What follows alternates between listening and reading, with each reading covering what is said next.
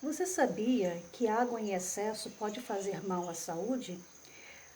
Todo mundo já ouviu falar que nós devemos beber 1,5 litro, 2 e meio de água por dia. Sim, essa informação não está errada. Na verdade, a cada quilo de massa corporal, devemos beber 35 ml de água. Então a conta matemática fica assim, né? Você pega, sobe na temida balança, vê a sua massa corporal, multiplica por 35 e ali você vai saber quanto de água você deve beber distribuído ao longo do dia.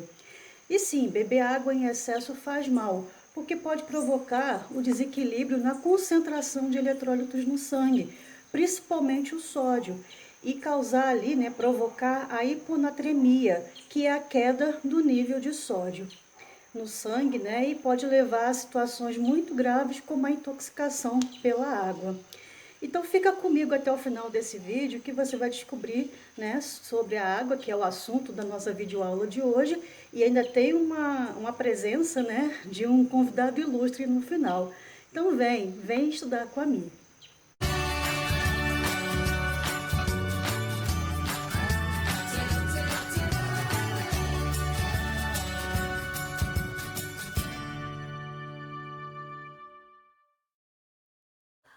Dos elementos químicos encontrados na natureza, 4 são encontrados com maior frequência na composição química dos seres vivos. E quais elementos são esses? O carbono, o hidrogênio, o oxigênio e o nitrogênio. Existem outros elementos, biologicamente também importantes, como sódio, potássio, cálcio, fósforo, enxofre, entre outros. Na composição química das células dos seres vivos, existem dois grandes grupos de substâncias, que são as inorgânicas e as orgânicas. As inorgânicas são, por exemplo, a água e os sais minerais. A água é o tema da nossa videoaula de hoje, e sais minerais vai ser uma próxima videoaula que iremos gravar. Já as orgânicas, também, uma próxima videoaula, são como, por exemplo, carboidratos, lipídios, proteínas e ácidos nucleicos. A água, ela é a substância mais abundante em todos os seres vivos.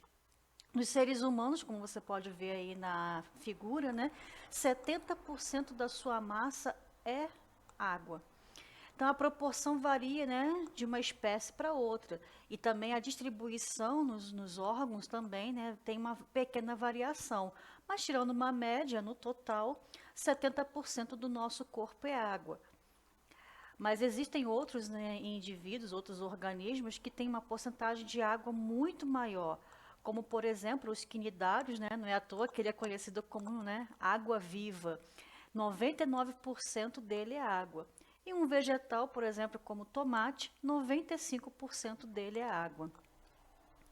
E de acordo com a idade, isso pode diminuir, de acordo também com o envelhecimento.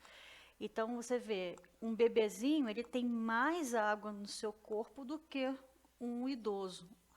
Você vê que o bebezinho consegue colocar até o pé na boca, Quando está ali deitado, ele consegue fazer isso, porque a flexibilidade é muito grande devido a bastante água nas suas articulações.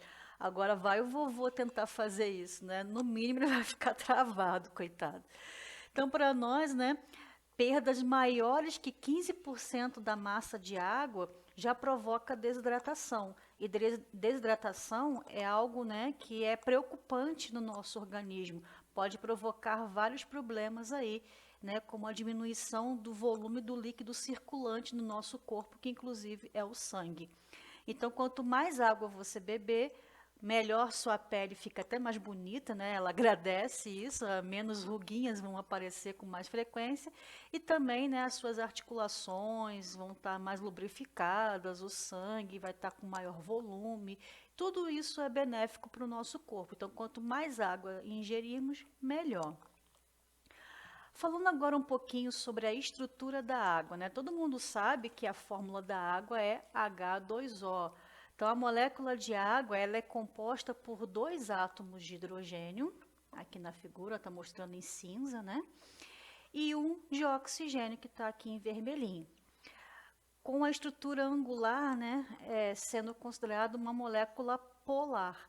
Por quê, Essa molécula ela forma um tetraedro, que é o que mostra aqui na figura, e é um tetraedro irregular, ligeiramente torcido, onde, né, o oxigênio fica no centro e os hidrogênios, elementos não compartilhados, ocupam os cantos do tetraedro.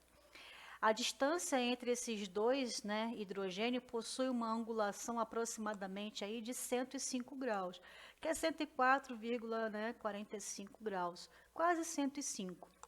Então, essa angulação aqui, a distância, né, entre esses dois átomos de hidrogênio é que forma essa angulação.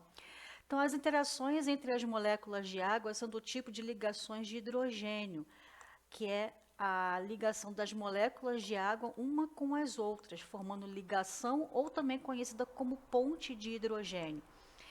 A ligação de hidrogênio, ela resulta da atração entre a parte negativa de uma molécula de água, né, onde está ali o oxigênio, e a parte positiva de uma molécula vizinha, que é o hidrogênio.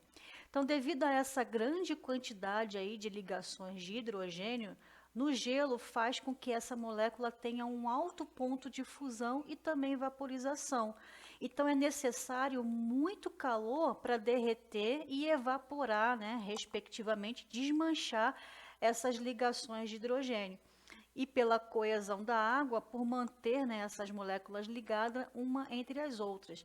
Então você consegue ver aqui na figura, ó, a parte positiva se ligando com a parte negativa, porque cargas opostas se atraem. Isso faz com que essas moléculas de água fiquem bem juntinhas uma das outras, formando então essa camada de gelo aqui, né, em lugares frios, lugares polares, mantendo assim, né, fazendo a manutenção da vida marinha embaixo daquela camada de gelo. Porque se congelasse tudo, como é que ficaria, né? Os peixes, as algas iam congelar tudo junto, então ia morrer, né? Então, por causa dessa especialização da água, de fazer essa ligação somente com essa pequena camada superficial da água que fica em contato ali, né, com a temperatura ambiente, é que faz congelar somente essa parte de cima e embaixo, né, mantendo aí a forma líquida. Falando nisso, lembrando aí, né, quais são os três estados físicos que a água pode apresentar? Ela pode se apresentar no estado sólido, líquido e gasoso. E como é que faz para passar, né, de um estado físico para o outro? Então, de acordo com o aquecimento ou diminuição da pressão, então, por exemplo, aqui, né, da parte sólida, sofrendo fusão, se transforma no líquido, que sofrendo vaporização, vai, né, para o estado gasoso. Então, por quê? Porque foi aquecendo ou diminuindo a pressão. Agora o inverso, se for resfriando ou aumentando a pressão. Então, do gasoso vai condensando, né, ou fazendo a liquefação para se transformar no estado líquido. E do líquido, sofrendo a solidificação, passa para o estado sólido. Então, só relembrando aqui, né, como que acontece a passagem de cada estado físico, né, da matéria, no caso da água. Falando agora sobre um pouquinho as especializações, né, que a água, ou as propriedades que a água possui.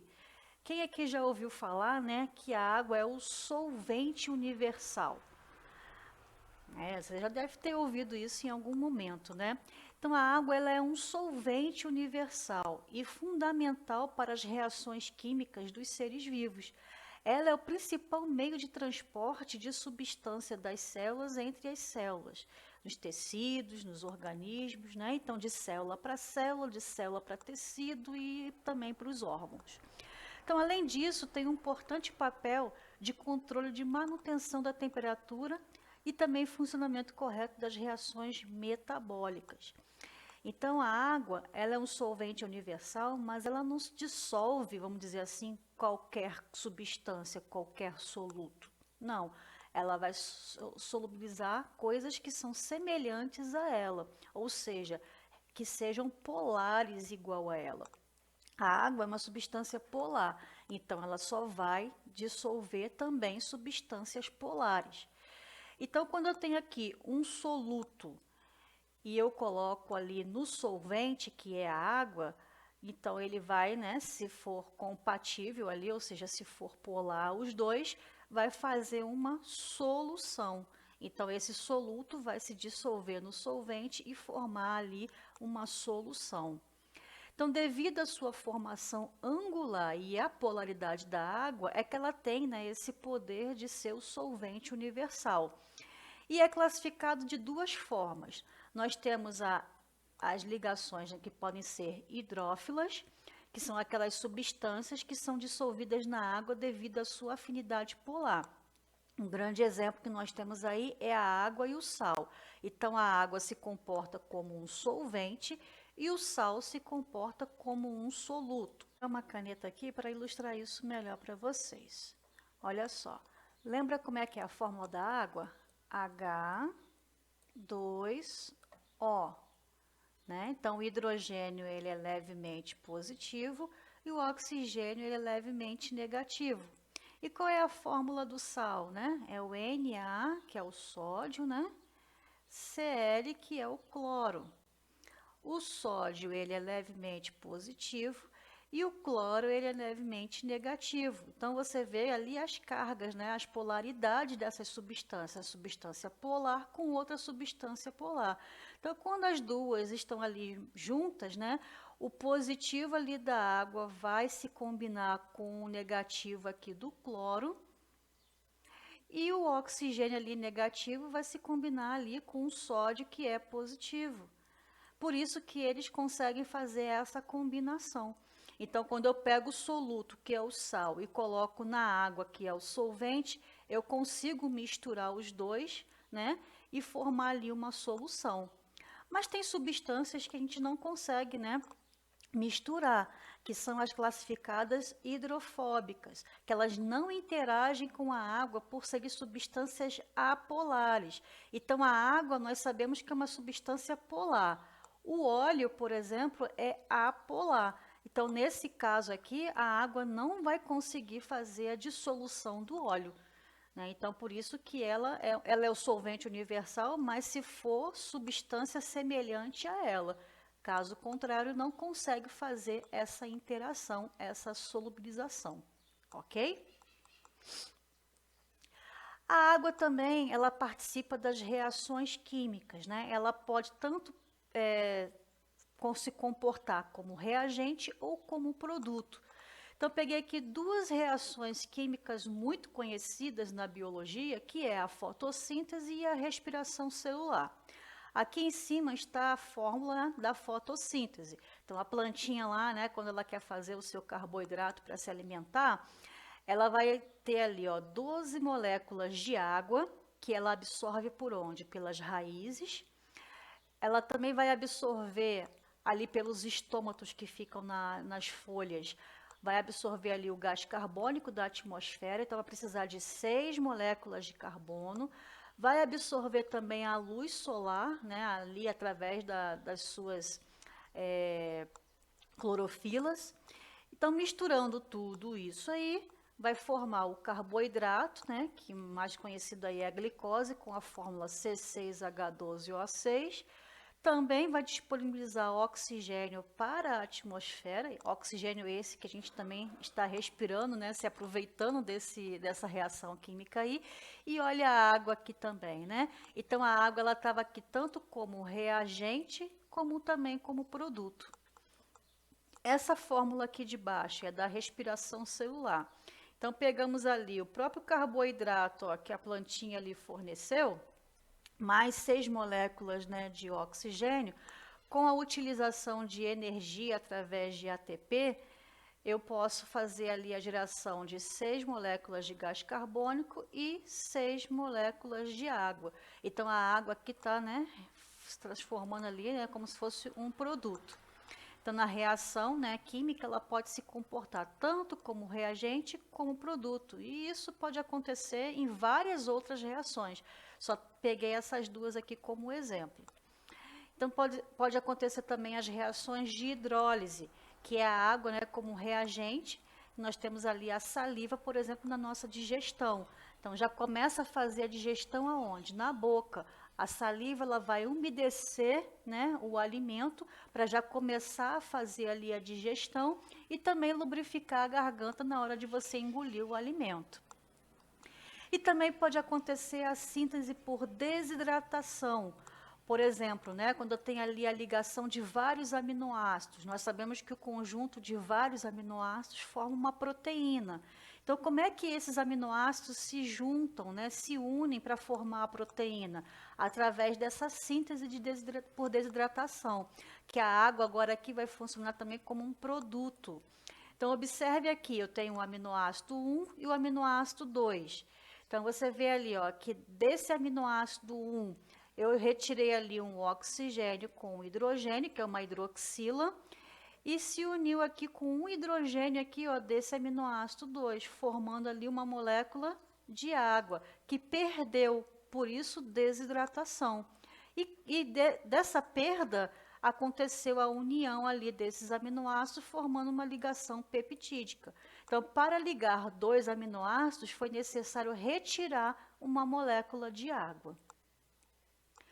A água também tem uma outra propriedade muito importante, que ela é reguladora térmica, né?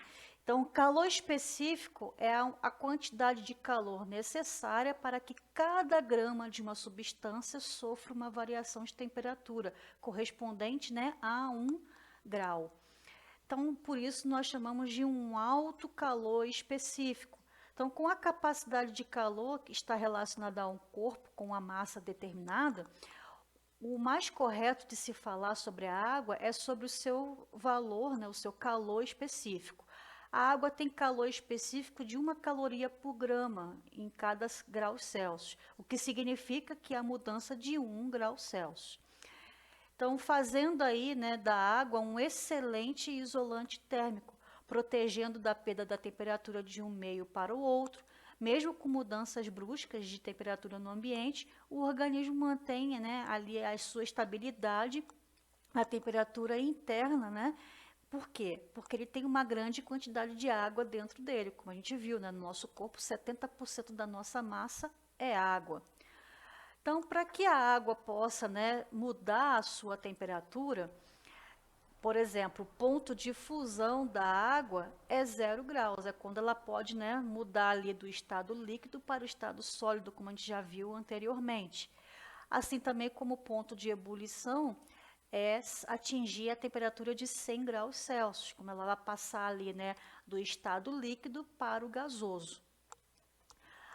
Aí, falando um pouquinho mais sobre essa capacidade que a água tem, né, de armazenar e perder calor, temos aí o exemplo da praia. Quem aqui já foi na praia de manhã cedinho? Assim, bem cedinho mesmo, né? Você vê que a água está gelada. Por quê? Porque a noite toda ela foi perdendo calor e foi esfriando. Agora vai na praia à noitinha, né? Depois que o sol até já foi embora, a água tá morninha, né? Principalmente em dia de verão que o sol ali, né, tá bem forte, porque ela passou o dia inteiro ganhando calor. Então ela também vai demorar um pouco mais a perder o calor. Então quando você chega na praia à noitinha, a água tá morninha, ótima para tomar um banho, né? Diferentemente de manhã, assim lá por volta de umas 9, 10 horas, que ela já perdeu o calor durante a noite e a água está fria, gelada. A mesma coisa acontece com uma piscina, né? Então, porque ela demora a ganhar calor e também demora a perder calor. Outra propriedade da água é a adesão e a coesão. A adesão é a atração entre moléculas de água e moléculas de outras substâncias polares. Por exemplo, aqui, né? Quem nunca derramou, né, um refrigerante ou um suco na toalha da mesa da mãe no dia do almoço de domingo, né? Esbarra ali, todo desajeitado e derruba o copo e molha tudo. Aí o que você faz para tentar, né, diminuir o estrago que você fez? Você pega ali um guardanapo ou um papel toalha e tenta absorver aquele líquido ali, mas já sujou a toalha, já, né, molhou tudo, já fez maior estrago. Mas você percebe que o papel, ele conseguiu absorver um pouco daquele líquido que foi derramado. Por quê? O papel, as substâncias que compõem ali o papel também são polares. Então, polar com polar consegue fazer, né, essa adesão. Já a coesão é a atração das moléculas de água entre si, formando aquelas pontes de hidrogênio, né, que a gente viu, né, lá naquela camada de gelo, que embaixo fica ainda, né, a forma líquida. Então, essas pontes de hidrogênio ou ligações de hidrogênio formam a famosa, né, tensão superficial, que permite até, inclusive, alguns insetos pousar em cima da água ou até mesmo andar por cima da água, né? Então, porque forma ali uma película, você observa aqui na figura, né? As moléculas de água, elas vão se unindo, se juntando, como se estivesse formando uma malha, uma película, que faz ali a tensão superficial. Então, por isso o inseto, que é levinho, né? Ele consegue ali pousar na água, igual você consegue ver aqui na figura. E olha essa daqui, né? A formiguinha conseguindo até carregar uma gotinha de água ali, né? Como se fosse uma bolinha. Porque ela não está ferindo, né? Ou furando essa tensão superficial. Agora também, né? Quem nunca aqui mergulhou numa piscina e chapou ali a barriga na água, né? Deu a famosa barrigada. Por que que você fez isso? Porque você não furou, ou seja, não você rompeu, no caso, né, a tensão superficial da água. E com isso, né, o seu corpo batendo ali naquela tensão superficial, você chapou a barriga ali e ficou todo dolorido depois. O ideal, né, quando você for mergulhar numa piscina, é tentar fazer assim com os braços, né, para tentar mergulhar e furar essa tensão superficial. Porque se você bater de encontro com ela, realmente vai ficar dolorido depois, né? Então, juntando essas duas propriedades da água, tanto de adesão mais a coesão, nós temos a capilaridade, que é o que faz, né, a água subir ali por um capilar. Um exemplo, você pega ali um copo, coloca um canudo dentro e mesmo sem você puxar o líquido com a boca, mesmo sem você fazer isso, você já consegue observar que o líquido ele vai subindo sozinho até um determinado ponto, graças à adesão e coesão funcionando juntas, né? Porque a adesão ela vai fazer com que as moléculas, né, se unam umas com as outras e a coesão também vai fazer com que elas se liguem às paredes ali do objeto, que pode ser um canudo, né? Ou até mesmo a condução de seiva numa planta, que é um exemplo clássico disso, né? Então você vê aqui nessa figura ao lado. A planta, ela vai fazer fotossíntese aonde? Lá nas folhas. Mas para isso ela precisa de água. E a água ela absorve aonde? Lá embaixo nas raízes. Como é que a água que está lá embaixo nas raízes sobe ali pelo xilema, que é um vaso condutor de seiva, né, bruta, que é a água e os sais minerais, vai chegar até lá em cima nas folhas, vencendo inclusive a força da gravidade que empurra, né, tudo para baixo, graças a essa adesão e coesão, que vai fazer com que a água, né, se unam as moléculas de água uma com a outra e também se prenda ali, né, na parede do vaso do xilema, que é o vaso condutor de seiva, fazendo com que esse líquido, ou seja, a água, suba ali pelo xilema e vá lá para as folhinhas, né, da árvore, que ficam lá em cima, vencendo ali a força da gravidade. Isso nós chamamos de capilaridade, que é quando tem a união dessas duas propriedades da água. Fazendo agora um exercíciozinho para a gente fixar aí um pouquinho esse assunto. O exercício fala o seguinte: a água apresenta inúmeras propriedades que são fundamentais para os seres vivos, e nós vimos todas elas, né, nessa videoaula. Qual dentre as características a seguir relacionadas é uma propriedade da água de importância fundamental para os sistemas biológicos? Então, qual dessas aqui você escolheria como resposta? Vamos analisar cada uma delas. Então, a letra A. Possui baixo calor específico, pois sua temperatura varia com muita facilidade? A gente viu que ela tem um alto calor específico e a variação de temperatura dela varia, mas demora, né? Lembra lá do exemplo da praia, né? Ela passa a noite toda perdendo calor e passa o dia todo ganhando calor. Ela vai mudar, né, a temperatura, mas ela vai ter um alto calor específico e não baixo calor específico, como está dizendo aqui. Letra B. Suas moléculas são formadas por hidrogênio de disposição espacial linear. Linear seria retinho assim, né? A gente viu que não. A gente viu que ela forma uma angulação, né, de aproximadamente 105 graus. Então, você vê que o oxigênio ele fica aqui em cima e os hidrogênios, né, ele forma ali essa angulação. Então, não é linear, é angular. Então, está errado, não é linear. C. Seu ponto de ebulição é entre 0 e 100 graus Celsius. A gente viu, né, que o ponto de fusão, que é quando a água começa a congelar, é quando ela atinge 0 graus. E o ponto de ebulição, né, ou seja, para quando a água vai passar do estado líquido para o gasoso, é quando ela começa a atingir ali os 100 graus. Então, ebulição é somente nos 100 graus. O 0 seria fusão, né? Então, também está errado. Letra D. É um solvente limitado, pois não é capaz de se misturar com muitas substâncias. Pelo contrário, né, nós estudamos que a água é um solvente universal, então muitas moléculas são solubilizadas pela água. E é claro, né, que ela só vai solubilizar moléculas polares, porque ela é polar, então só vai dissolver algo que seja semelhante, que também é polar. Mas muitas substâncias são assim. Então, ela não tem um poder limitado, ela é um solvente universal, ela tem bastante capacidade aí de dissolver muitas substâncias. Então, só pode ser a letra E a resposta, né?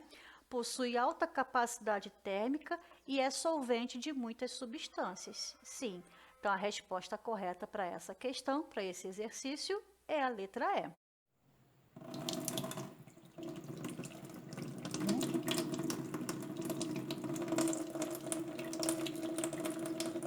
Bebe água.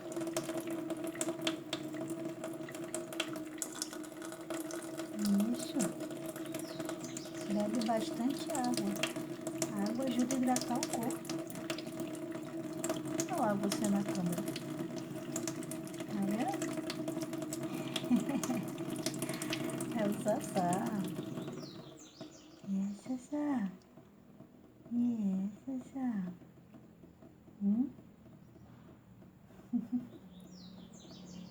Esse é o Sassá. O sabiá sabido. Então, espero que vocês tenham gostado desse vídeo. Então, se você gostou, não deixe de curtir, né? Coloca aí o seu like. E também, se você não é inscrito no canal, se inscreva, porque eu vou estar sempre disponibilizando vídeos novos, né? Ative lá o sininho para você receber a notificação e assim ficar por dentro, né, de todas as novidades aí, né, e matérias da biologia. Um grande abraço. Tchau, tchau.